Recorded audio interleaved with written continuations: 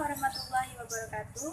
Saya Siti Nurrohma dari semester 5 Manajemen Pendidikan Islam. Di sini saya akan menjelaskan peta konsep dari mata kuliah Manajemen Kurikulum, di mana pembahasannya mengenai tugas dan peran kepala sekolah dalam manajemen kurikulum.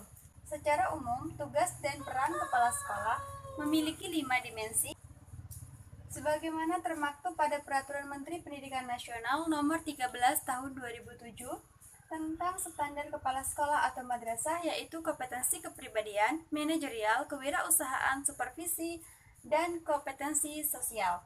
Di sini ada 4 divisi. Yang A, kinerja kepala sekolah, di mana artinya kinerja kepala sekolah dapat dipahami sebagai upaya yang harus dilakukan seorang kepala sekolah dalam upaya meningkatkan kualitas sekolahnya, baik itu kepala sekolah pada jenjang pendidikan taman kanak-kanak maupun jenjang pendidikan sekolah menengah atas atau kejuruan.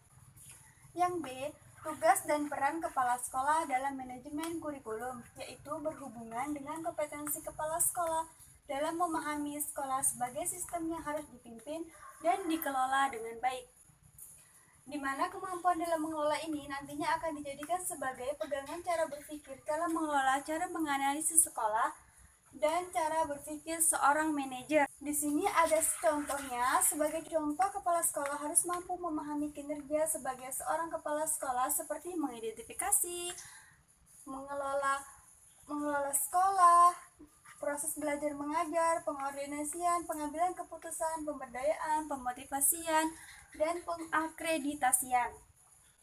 Yang C, pendekatan kinerja kepala sekolah. Pendekatan menilai kinerja kepala sekolah bisa dilakukan dengan berbagai cara, diantaranya dilakukan dengan pendekatan ekspositorik.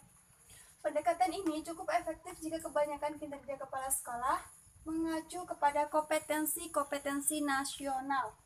Yang D, rencana kegiatan tindak lanjut RKTL kinerja kepala sekolah. Bentuk RKTL ini bisa sebagaimana rencana kegiatan selanjutnya atau juga hanya berupa kesimpulan dan bentuk penerapan dari hasil kesimpulan yang sudah direncanakan sebelumnya. Sebagai contohnya, kepala sekolah bisa melakukan penelitian berkenaan dengan ketepatan perencanaan evaluasi yang sudah dibuat pelaksanaannya sebelumnya, dan bentuk kegiatan evaluasi yang telah dilakukan, analisis hasil dari kegiatan monitoring sekolah. Di sini ada pendekatan yang bisa dikembangkan, diantaranya pendekatan berdasarkan perencanaan kinerja kepala sekolah, pendekatan berdasarkan proses kinerja kepala sekolah, pendekatan berdasarkan produk atau hasil dari kepala sekolah, pendekatan dampak dari pemanfaatan produk kinerja kepala sekolah. Demikian tadi penjelasan dari peta konsep yang dapat saya jabarkan mengenai mata kuliah manajemen kurikulum. Untuk itu kurang dan lebihnya saya mohon maaf. Saya akhiri. Wassalamualaikum warahmatullahi wabarakatuh.